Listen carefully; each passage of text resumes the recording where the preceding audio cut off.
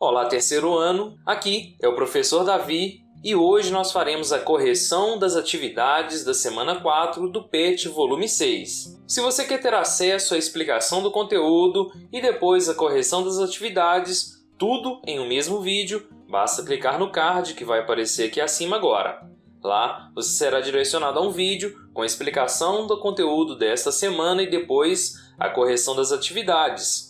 Este vídeo é apenas a correção das atividades. Então, vamos às atividades da semana. Atividades. Atividade 1.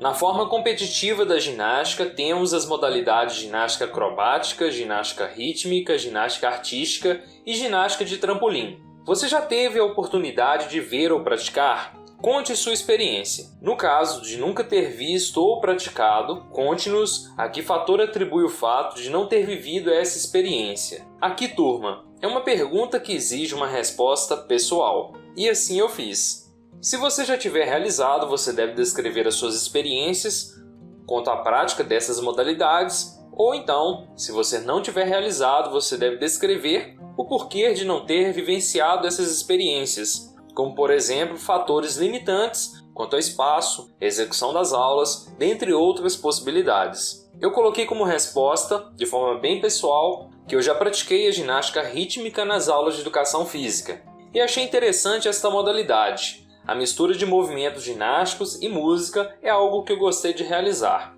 Então eu coloquei que eu realizei e ainda coloquei um pouco da minha experiência, tá certo? Aqui é apenas um exemplo para vocês tomarem como base para construir a questão. Não existe certo ou errado em caso de questões pessoais, tá bom?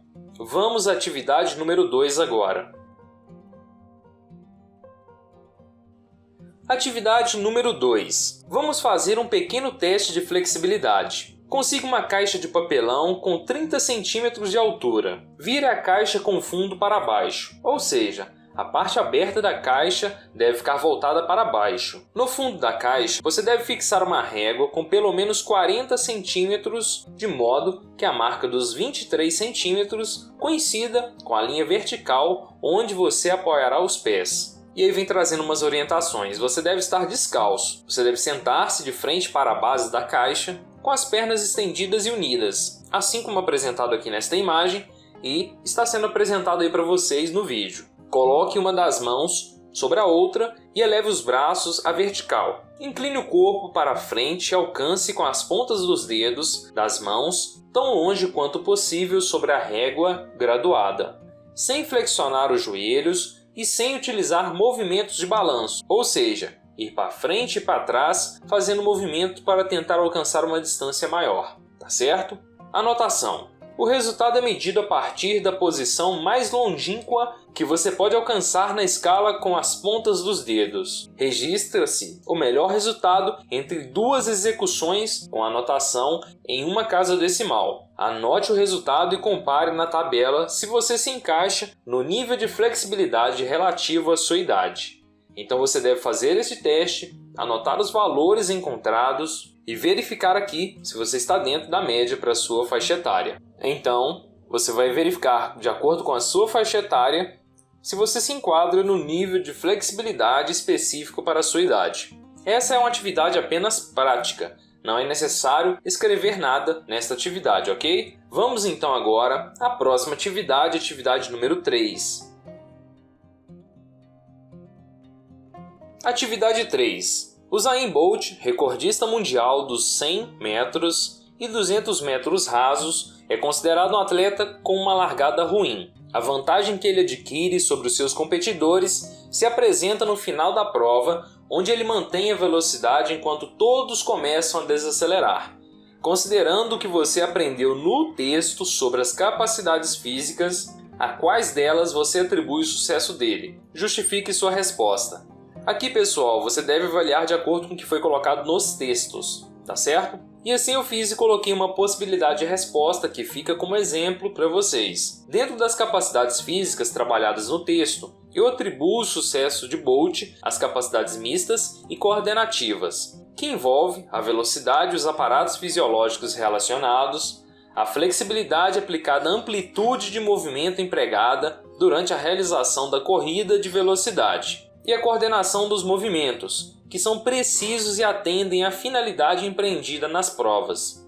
Eu escolhi essas capacidades físicas pois, durante a corrida de velocidade, tanto de 100 quanto 200 metros, a velocidade é um fator extremamente relevante e ela depende de aparatos fisiológicos individuais de cada um. A flexibilidade também, pois ela pode interferir de forma positiva ou negativa depender do grau de flexibilidade do atleta na realização de determinados esportes, principalmente em esportes de corrida. E por último, a coordenação dos movimentos. Nas provas de altíssima velocidade de explosão, como são as provas de velocidade do atletismo, é importantíssimo um atleta bem coordenado, pois cada movimento ali que sair de forma errada pode prejudicar e comprometer o desempenho do atleta. Beleza, pessoal? Então fica aí esta possibilidade de resposta para a atividade número 3.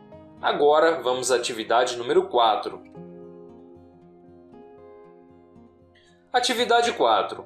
Ao ler a definição de capacidades coordenativas, em quais tarefas do seu dia a dia você acredita que as mesmas atuam? Cite exemplos e tente associar onde as aulas práticas de educação física poderiam te ajudar. E como resposta, eu coloquei apenas uma possibilidade. Eu acredito que as capacidades coordenativas atuam em todas as tarefas do dia a dia. Como exemplo, temos o ato de andar, subir escadas, carregar objetos, escrever, dentre outras possibilidades. Nas aulas de educação física, podem ser úteis em diversas atividades, como por exemplo as práticas esportivas, que auxiliam no desenvolvimento de diversas capacidades físicas, dentre elas as capacidades coordenativas. E eu citei, entre parênteses aqui, o manuseio da bola do handebol, por exemplo, é uma atividade que desenvolve e trabalha as capacidades coordenativas, a coordenação da utilização de objetos, que é aplicado no dia a dia. Beleza, pessoal? Fica então esta possibilidade de resposta para a atividade número 4. Vamos agora à atividade número 5. A atividade número 5 é composta por um teste de força e resistência, que trabalha a musculatura abdominal. Para essa atividade você vai precisar de alguns materiais. Você vai precisar de um colchonete de ginástica e um cronômetro. Além disso, você vai precisar de uma pessoa para lhe ajudar a realizar essa atividade. E aqui nas orientações temos o seguinte: você deve se posicionar de barriga para cima, ou seja, decúbito dorsal, com os joelhos flexionados a 90 graus e com os braços cruzados sobre o tórax. Peça alguém para fixar os pés no solo, para evitar trazer eles para cima. Ao sinal de quem está marcando no cronômetro, inicie os movimentos de flexão de tronco, retornando à posição inicial. Não é necessário tocar com a cabeça no colchonete a cada execução. A pessoa que está te ajudando realiza a contagem em voz alta. Você deverá realizar o maior número de repetições completas em 1 minuto. Então, seguindo todo o padrão de movimento explicado aqui nas orientações. Verifique na tabela se está condizente com a sua faixa etária. Este teste indica, de modo geral, o grau de sua resistência de força.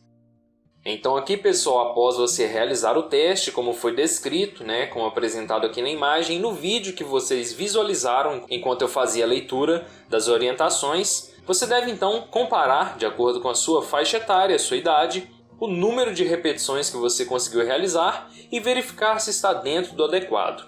Tá certo? Aqui é apenas uma atividade prática, não é necessário escrever nada.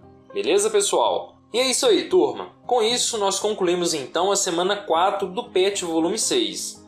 Quaisquer dúvidas no campo de comentários, se inscrevam no canal para dar aquela força pra gente e um forte abraço.